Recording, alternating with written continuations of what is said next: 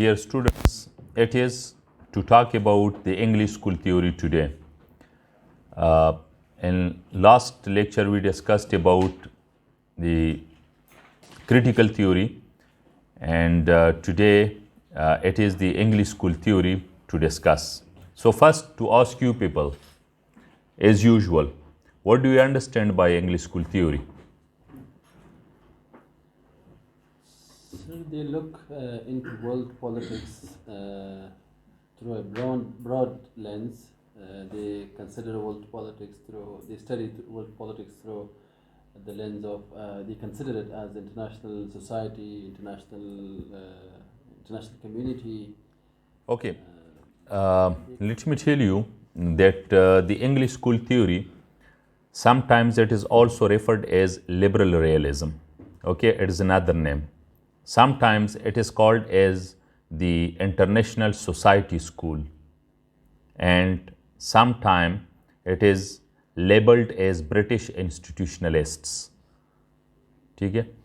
So, English school theory or liberal realism or international society school or the British institutionalists, I mean the scholars, the authors of English school theory.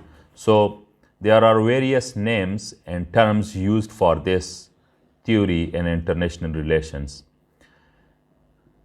It is very interesting to note that it is called English school theory or British institutionalists, but most of its writers, most of its scholars, they don't belong to England. They are not English, right? They are not English. From the beginning, they were not English? Yes, from the beginning. So, I mean, some of them, they were from Australia, some, from South Africa, and even nowadays, I mean, many Americans, they also do work in this English school theory, and some from other countries as well, from Europe. Yes, some, they were also from England, just like Biri Bozan, right? So, but then why it is called as English school theory? Sir, because there was a conference that took place by the name of British Committee on the Theory of International Politics in 1959, and it took place in the United Kingdom. That's why it is called as English school theory. You said they are inspired by the English writers. So, as it is mentioned, the British inspired writers. Maybe if we look the empire of Britain, where there were the institutions, the colonized, liberalism, and again the realism. It's a mixture of in between both. This approach actually, in between the liberalism and realism. So I think so that the empire of Britain, or Taji-Bartania कहते हैं. So maybe in both ways they were developing, and they developed. The British developed itself in a way.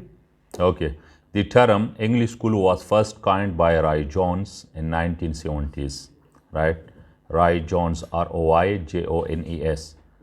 It was first coined by Roy Jones in 1970s. And why it is called the English school theory?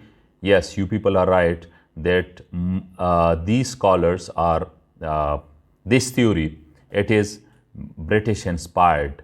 It was inspired by the British writers, right? Or it was originated in a way from the Britain. That's why it is called the English school theory. Second, some of the scholars, they are of the view that the roots of English school theory, they are in the interwar period. I mean, in between the First World War and the Second World War, the 20 years period from 1919 to 1939. So in interwar period, some scholars, they had this kind of concept, and that's why they believe that the English school, it was there in the interwar period. Another view is that just like Noshirwan, you told us that in 1959 there was a conference, right?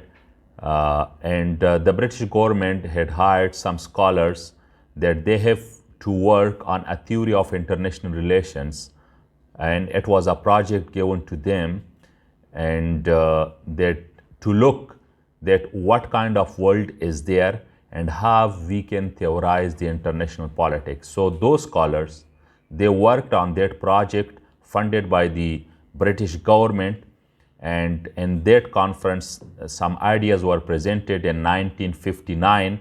That is why it is called the English school theory. Okay.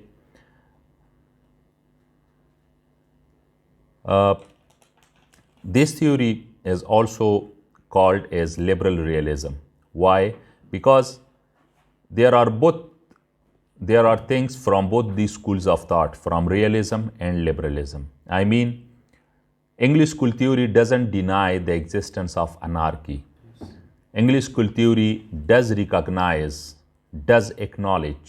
the existence of anarchy in international relations and international politics. They say that yes, there is no higher authority which can control actions and reactions of the states, behaviors of the states. So there is anarchy. But on the other hand, the theory also claims that states, they do cooperate regardless and despite of this anarchy. They do cooperate with one another. They learn from each other. They share many things with one another. Norms, institutions, ideas, cultures, they do share. So there is interaction of states with one another under the anarchy in international relations. So that is why this theory is called liberal realism. More to explain that the theory is termed as liberal realism because this theory, it doesn't take the extreme position as realism does and as liberalism does, right? So this theory is not on the extreme of realism and not on the extreme of liberalism, but rather the theory, it is in between realism and liberalism. So this theory is called as a via medium between the two extremes, via medium.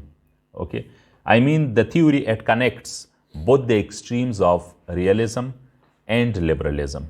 It connects both of them, right? So it provides what? The theory, English school, it provides middle ground between the two extremes of realism and liberalism. So in one way, we can also call this theory as a kind of amalgamation of both theories of realism and liberalism. Okay, so one explanation is this, that the theory recognizes the existence of anarchy, but theory also recognizes cooperation and interaction between the states. Theory recognizes that, okay, there is no central authority or higher authority above the states which can control behaviors of the states, but at the same time, states, they learn from each other through diplomacy, through war, through institutions, through norms, through ideas, through cultures, and through interactions. One explanation is this. That is why it is called liberal realism. Okay. Another one, liberal realism, we will explain it through the international system, international society, and world society. Okay. This theory is also referred as I told in my in the start of the lecture, that international society school. This theory also stresses and focus upon the international society. Okay, and also called British institutionalists. That the project was given by the British government, and mostly these scholars are British inspired or British writings inspired. Okay, what is international society school, or what is this concept? International society school. Explanation. Talks about relevant to this definition also puts the example of European Union as international society. All the states of the European Union are doing like this, the common values, norms, and interaction, and Yes. up to the system as well. Bilkul. Acha, before this, if we talk on international society, let's to have about the roots of this English school. Martin Witt, let me tell you that some basic scholars of English school theory are Martin White, ठीक है, Richard Little, Barry Buzan, Hedley Bull. These are the main scholars of English school theory. Martin White, Richard Little, Barry Buzan, and Hedley Bull. There are so many others, but these are the basic scholars of English school. Martin White, he described the English school in 1950s during his lectures in the London School of Economics and Political Science, and he said that English school theory, it is mainly, he has discussed it into three divisions, and these three divisions are called by Barry Buzan is the English school's triad. English school triad. ठीक है? So Martin White, he has described three traditions or three divisions. One that is called the realist. It is also called Hobbesian thought after the name of Thomas Hobbes, and thus it describes what the concept of international system. Another is rationalist or Grotian after the Hugo Grotius, it representing the international society. And third, that is the revolutionist or Kantian after Immanuel Kant, it represents the world society. Okay, so Martin White in 1950s during his lectures at the London School of Economics and Political Science, he presented three traditions, or he divided that English school theory origin into three divisions, and this three traditions or divisions are called by Barry Buzan as the English school triad, T-R-I-A-D. Okay, so the first one is realist or Hobbesian after the Thomas Hobbes, which represents the international system. The second one is rationalist or Grotian after the Hugo Grotius, which represents the international society. And the third one is revolutionist or Kantian approach after the Immanuel Kant, which represents the world society. So the English school theory, it has been, we can say, mainly focuses on these three: international system, international society, and world society. So first, to ask you people, what is, according to English school, what is international system?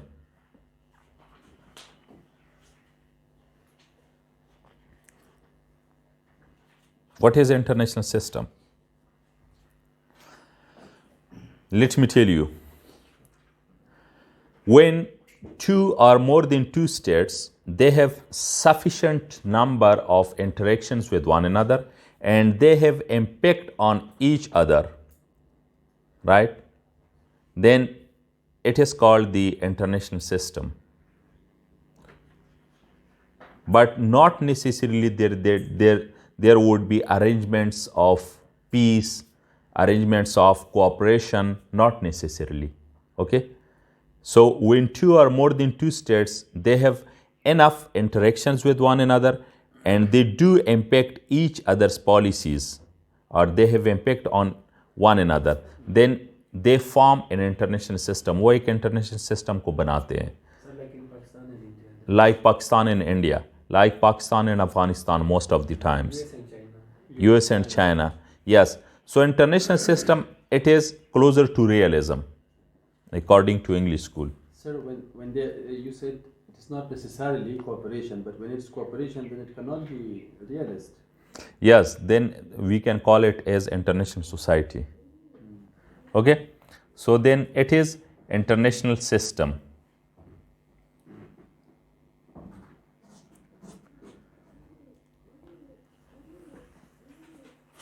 And what is, I mean, in international system, power politics matters more. High politics matters more.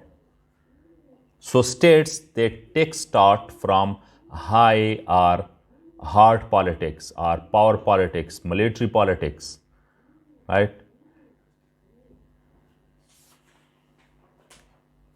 So yes, it is possible that two or more than two states, they are in conflict with one another, or they are adversaries, they are rival states, they have rivalries.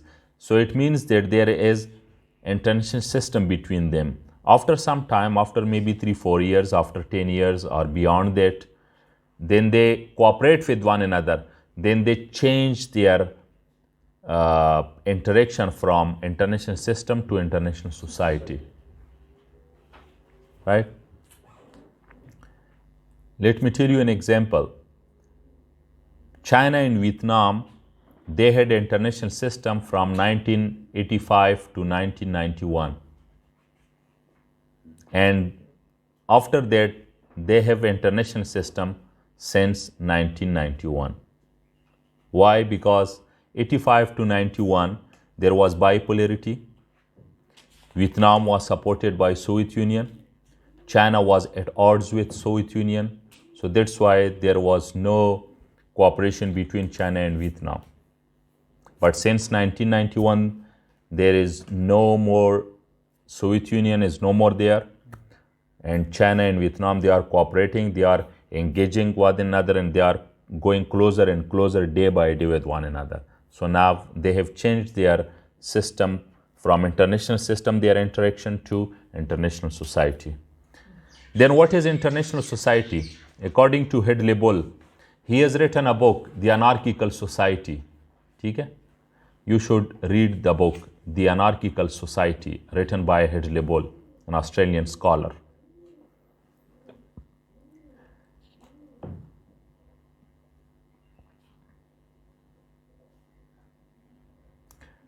Even many scholars, they have also criticized the title of the book, The Anarchical Society. So they say, if there is anarchy, then how there is society? If there is society, then how there is anarchy? So these are contradictory terms, right? But he says, he has his own arguments and claims, Hedley Bull, that he says that it is possible that with an anarchy, we can develop the international society, and it is the main argument of the English school, right? So what is international society? Sometimes it is also called society of the states, international society or society of the states. Hedley Bull says that when states, they share a certain common interests, just like fear of uncertain violence. Okay? Why there is arrangement of international organizations? Why there are signings of the confidence building measures? Why there is a practice of the joint military drills, joint military exercises, right? Lack of confidence. A couple of days back, there were joint military exercises between United States and Philippines. So this is a common interest of Philippines and the US. Against whom? Mainly against China in the Asia Pacific. Common enemy. Yes, and especially in the South China Sea dispute, if you look to that perspective. So when states, they share a certain number of interests, usually what? Usually the fear of unrestricted violence, that lead to the development of a certain set of rules, then it makes international society.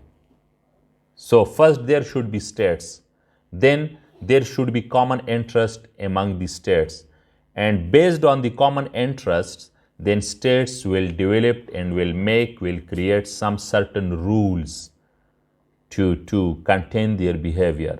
So then they will exist within an international society. Hedley Bull further says that a group of states or a group of independent political communities which not merely form a system in the sense that the behavior of each is a necessary factor in the calculations of the others, but also have established by dialogue and consent common rules and institutions for the conduct of their relations, and recognize their common interest in maintaining these arrangements. Very simple, right?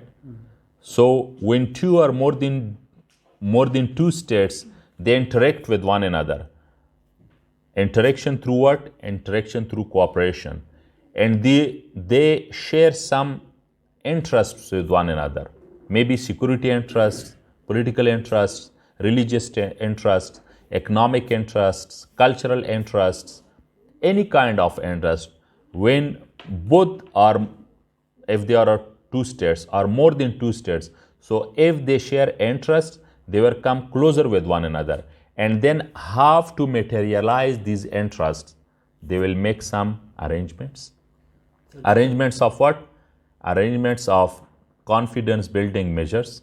Arrangements of what? To make joint working groups, just like Pakistan and China, they have made joint working groups, JWGs, under what? Under China-Pakistan Economic Corridor. ठीक है? Or they will have some conferences, or they will have active diplomacy with one another, or any kind of other arrangement. They will make some forums for each other. And then to protect these interests, they will instigate these arrangements of cooperation with one another, right? So these arrangements are to maintain the common interests among the states. So then it is called the international society or society of the states. Yes. Sir, how can we now differentiate the stage when there is international system and then the stage when there is international society? How can we differentiate between these two? In both of them there is interaction, in both of them there is common interest. Okay, I think there are two things to differentiate or to demarcate between the international system and international society. One, when we observe that there is close cooperation between the states. ठीक है? So it is very easy. We can understand that what kind of interaction is between Pakistan and Afghanistan, or Pakistan and Saudi Arabia, or Pakistan and the US, or Pakistan and Russia, and so on. Right? International society states are not rivalries. Yes. So in international society, there is more cooperation than international system. So we can, if we observe the interaction among the states, if there is more cooperation, and if there are common interests between them, and both states they strive to achieve those common interests, then it is international system, international society. Okay. One. Second, if they don't fear one another, if there is no security threat from one another, yes, security dilemma is not prevailing, then it is international society. So it is very easy. Just like between Pakistan and China, there is international society. Between Pakistan and India, there is international system. Between Pakistan and US, sometimes international system, sometimes international society, right? So it depends on the occasion, on the happenings, on the time when they interact with one another. And so this, I think the new contribution of this school, I think, with the discourse of international theory is that they expect or they believe in cooperation in the presence of anarchy. Yes, yes. And this is something I think new. Yes. Comparing to realism and liberalism. Yes, yes. And you know that this theory, English school, you are right. English school also doesn't recognize, international, it recognizes international organizations, regional organizations, but the theory doesn't call them as what? Institutions. The theory, English school theory, it called institutions to what? To diplomacy, to international law. I mean, the bureaucratic structure, international bureaucracy, it is not as important for English school theory as the arrangements among the states, right, for their peaceful behavior. So any type of society needed to have rules about restraints on the use of force, about the sanctity of agreements, and about property rights. Without elements of these three, there would be no society. Hedley-Bol says. ठीक है, Hedley-Bol says rules about restraints on the use of force, that there will be no use of force between or among the states.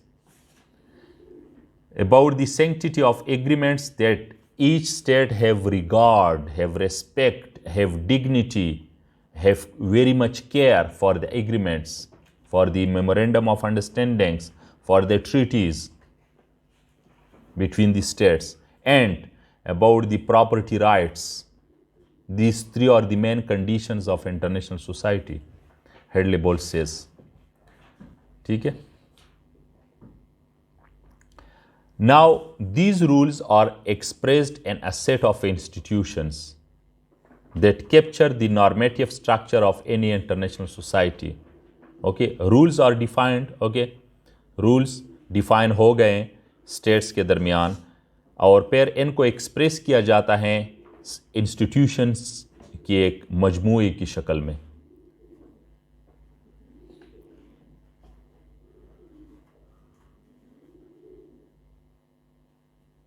In the English school, these were, the norms. Norms were what?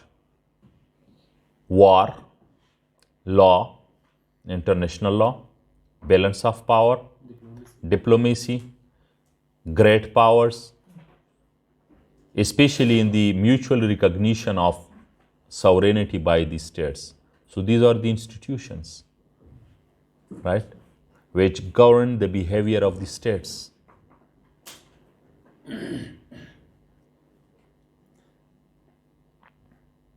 And even territoriality, nationalism, the market, and human rights. Immunities. To the diplomats. And human rights. These are also equality, human equality. These can also be added to the norms, right, to the institutions.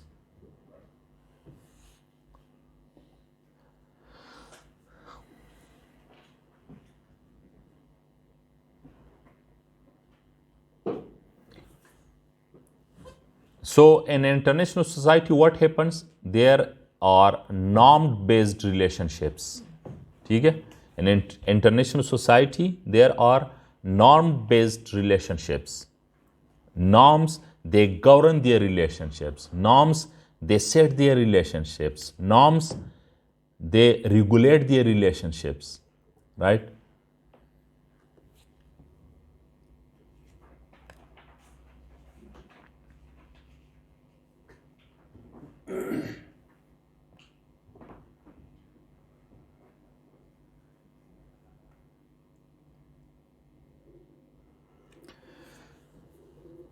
Then what is world society? Sir, according to the Kantian understanding, the concept of world society takes a global population as a whole basis for global identity.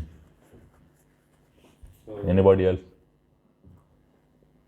So in global society, they consider the human being, individuals, instead of the state as units of world society. Yes. Then there is world society. So it is the extreme point of international society, we can say. Sir इसमें दो states के interaction ये नहीं आती, इसमें sir बाकी चीज़ें जो वर्ल्ड ट्रेड, INGOs, ये भी sir include. Yes. Good. And world society, the prime concern is the world population. Okay, world population as a whole. So it is near to, we can say, the metropolitanism, right? The concept of metropolitanism. Cosmopolitanism. And cosmopolitanism, yes. The world society, it recognizes individual as the main focus.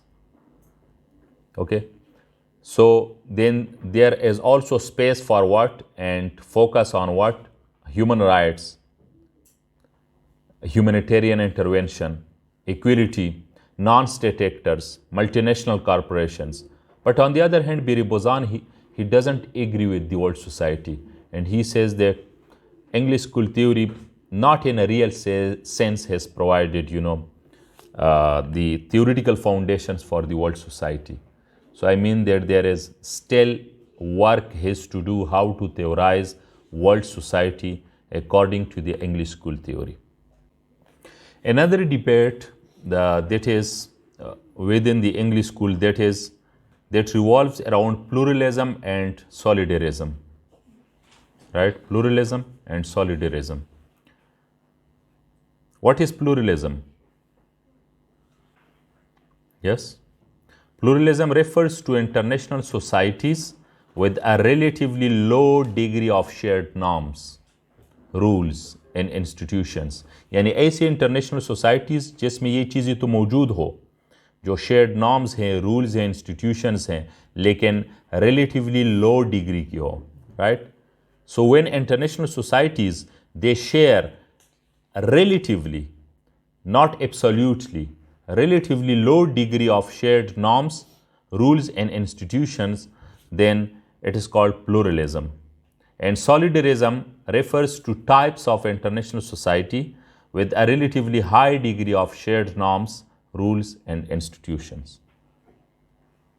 Can you have any example of this? Solidarism. There is, sir, also emphasizes on individuals. Yes, मैं आता हूँ उस point की तरफ. Yes, solidarists, they emphasizes individual more than the state. So the interactions between the individuals is more important than the interaction between the states or the arrangements between the states for solidarists. So pluralist solidarist debate is basically about how international society relates to world society, or in other words, to people. If international society is more people oriented, if international society is more people focused, then it is solidarist approach. But if international society is not really people oriented or people focused, then it is pluralist international society. So there is difference between international societies as well. Pluralist is. I mean that the solidarist international society is more closer to the world society. In other words, we can say. So the main question has been how to reduce the tension between the needs and imperatives of states and the needs and imperatives of humankind. For example, look, like there is a debate between sovereignty and intervention. What is more important? Sovereignty of the states is more important, or justice and freedom of individual is more important? Borders and frontiers of the states are more important, or humanitarian intervention in the name of human rights protection or to safeguard the human rights, that is more important, right? So these are regularly in conflict both in real world institutions and in the theory, right? Just like in world practice, if a state in the name of human rights abuses, it intervenes in other states. So some states, they criticize it, but some states, they welcome it, right? And who criticizes or who welcomes, it depends on their own interests. Sometimes their own interests, but sometimes their recognition or their condemnation, their rejection of that intervention, that is based on the pure, the pure foundations of humanitarian intervention, right? But then the states who recognizes the sovereignty of the states according to the United Nations Charter, they also criticize. They say that no, it is the violation of the sovereign state. So they also have some kind of theoretical foundations. So just like in real world, there is contradiction and there is no uniformity among the states for humanitarian intervention and for the safeguard of the sovereignty. Same is the case in theoretical world. That even theory, I mean that theory sometimes it is confused that have to differentiate between these two terms of humanitarian intervention and a state sovereignty. Got it? अमली दुनिया में जिस तरह ममालिक जो हैं वो तकसीम हुई होते हैं कि ये इंसानी हुकूक या इंसानी बुनियादों पे जो हमला किया गया तो क्या ये जायज़ हैं कि नहीं है, क्या इससे मुल्क की सलामती ख़ुद मुख्तारी पे कोई आंच आया है कि नहीं है। तो इसी तरह थ्योरी के अंदर भी थ्योरी ख़ुद भी कभी कभार कंफ्यूज हो जाती है, राइट, कि एक कन्फ्लिक्ट आ जाता है इसी वर्ल्ड सिचुएशन और थ्योरी में ना, कि कहाँ पे डिमार्केट करे कि whether there is sovereignty is more important or humanitarian intervention is more important. So most English school scholars operate within this debate, taking the tension between the imperatives of order and justice is the core problem to be addressed. Order and justice. Yes. This was the case in Syria in 2013. The American Barack Obama threatened to the Syrian the use of force against the chemical weapons. Yes. That was either were being used or not, and the standpoint of France, Britain, they were on the other end. And also in Libya. Yes, and in Libya. Same disputes I think are going on regarding RPG. So individuals' protectionism or individual human rights and their rights and protections is prime rather than anything. You are right. You are right. So this is the debate what is going on. You are right. But on the other hand, there are scholars, there are people, they also consider sovereignty is more important, because they say if state is nowhere, if state is finished, then who will protect your freedom? Who will protect your rights? The international power or the great power who intervenes in your country. So it will intervene for few months, for a year, for few years, it will remain there. After that, who will be responsible? Just as now situation is in Libya, in Yemen, in Syria, in the post-Arab Spring period. Okay, states, they intervened in the name of human rights, and most of the people, they also welcomed there. But now, what is situation there? Nobody can control. So this is also a question, you know. Sir, I think this is the only one side of the picture. If state is brutal, like if we take the example of India, what they are going to do with minorities? What is about the Rohingya Muslims? If on the grounds of humanitarian grounds, if the international society do not intervene, so what about those individuals? Because if we took the loaded word of individuals means minorities and those who are having in majority. So on the basis of that humanitarian ground, who will intervene? Yes, But those who are intervening, what would be their intentions?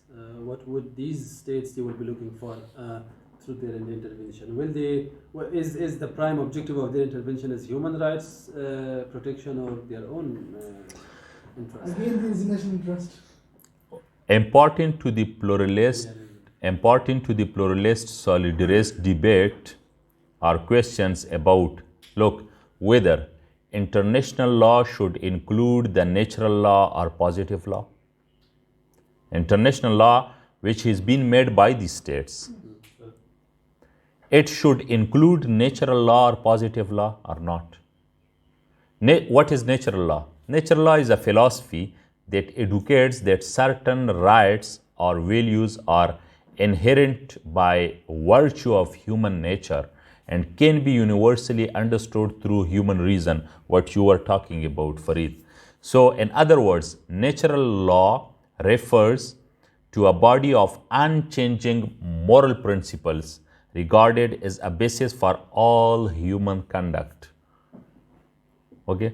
So, positive law, on the other hand, refers to human-made laws of a given community, society, or a state. So, this debate manifests most acutely between states' claims to sovereignty via pluralism on the one hand, and the idea that universal rights are vested in people via solidarism on the other hand.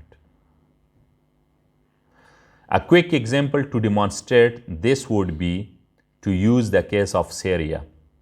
A pluralist reading would state that despite terrible atrocities since 2011, as the state has collapsed in a brutal civil war, Syria is a sovereign country and responsible for its own territory and people. A solidarist position would stress the overriding obligation to protect human life and intervene in Syria's civil war. So both positions would suggest a very different type of international society. Pluralism and solidarism, while seemingly opposites, are the framing principles for a debate about the limits and possibilities of international society. That what is the limit of international society and what is the responsibility of international society. For example, if a state wants to intervene in another state, right, to what extent it should go for intervention, and then what is the responsibility of that state and the international society where the state, the intervening state, is operating, is existing. I mean, now today's we can say the arrangements given by the United Nations. So how much it makes the state held responsible for its duties, responsibilities to deliver over there to the people. If America or any great power, it intervenes in Syria and Libya like that, okay, it gives freedom to the people if we look to the prism of this theory. But after that, for how long period it can stay there and it can really liberate the people. So liberation is not just to a dictator hai, to remove the dictator or to remove the brutal one. But after that, the housing, education, health, their jobs, right, and their future arrangement, yes, stability, social order, and in the yes, that is also important. So this debate between the pluralism and solidarism, it is still going on, right? So this debate is also mostly about how best to reconcile the desires and needs of both people and states. One is desire, one is need.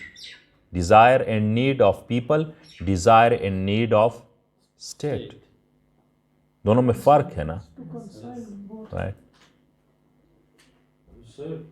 So in this sense, the English school is an essential tool within IR that tries to find a working balance between how power, interests, and standards of justice and responsibility operate in international society.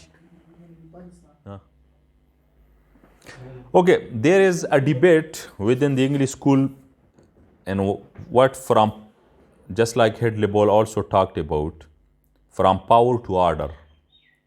So international system, if we go from international system to international society, it means that we go from power to order, right? And then if we go from international society to world society, so we go from order to justice, Power to order, right? order. International system, international society, and world society. Power, order, and justice, From order to justice. right? But don't be confused that even in international society we can find both. We can find order, we can find justice. I mean the debate between order and justice within international society as well. ये भी एक है, right? So international system with power, international society with order, and world society with justice. But within international society, which is in between the international system and the world society, right, we can find both the order and power. So there is very interesting debate of Hedley-Ball, what he has described it and analyzed in his book, The Anarchical Society. You should read that book. And according to him, for states, what is important? Order. For states, order is important. For pluralists, pluralism, order is important. So, Hussein, your question regarding the Rohingya Muslims. So, if we take the position of Myanmar, So Myanmar is striving for order. I mean that Myanmar wants to keep its society within the order, not to be disturbed. But the solidarism approach, there is more focus on justice, right? Yes, there is justice. Then the arrangements given by the states have to accommodate these people, or any kind of action taken by the state, then they follow the solidarist approach within the English school. If we take the example of Rohingya Muslims. About the another example to illustrate this debate between order and justice. Look, 9/11 happened, war on terror started, drone attacks started. Okay, so before I have also told you that because of these drone attacks, maybe 10% terrorists were hit, but maybe 80 to 90% innocent people were hit in Afghanistan, but mostly in Pakistan and tribal areas, right? So what was the concern of the United States? To maintain the order, international order. Okay? That Talibanization, or this, according to them, this terrorism, it could not expand. It could not, to have influence and to have domino effect, spillover effect on other countries.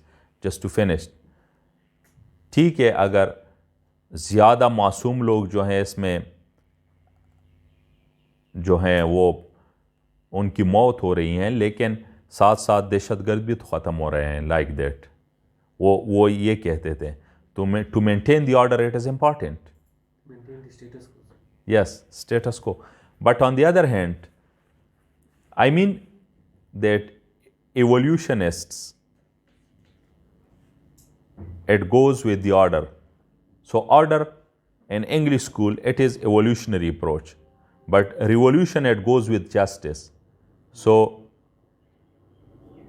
revolutionists, they go with justice. Revolution, it is a concept of justice. But on the other hand, people, they agitated, the human rights bodies, they agitated, some countries, they agitated. Even Pakistan so many times agitated about the drone attacks, that our innocent people, they were killed. Why? Because they said that human dignity is more important than the order. If sovereignty. Yes, sovereignty is more important than that order.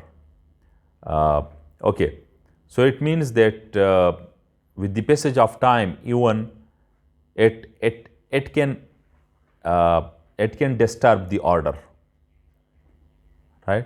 कि यही लोग जो हैं फिर तखरीबकारी में मुलव्वस हो सकते हैं, बदला इंतकाम लेने की गरज से जो हैं. तो अगर आप एक को ख़त्म करोगे तो उधर 10 और जो हैं फिर इससे जन्म लेंगे, और वो चीज़ें फिर हमने देखी भी है ना, like that. So this is very interesting debate between order and justice in international society, order and justice in the world, given by and described by the Hedley Bull. For transitional Yes. justice.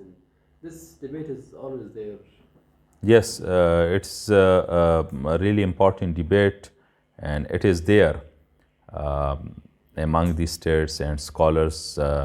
They produce new scholarship, new understanding, new literature on this English school, and the debate between pluralists, solidarists, debate between order and justice in international society, debate between the demarcation of international society and the world society.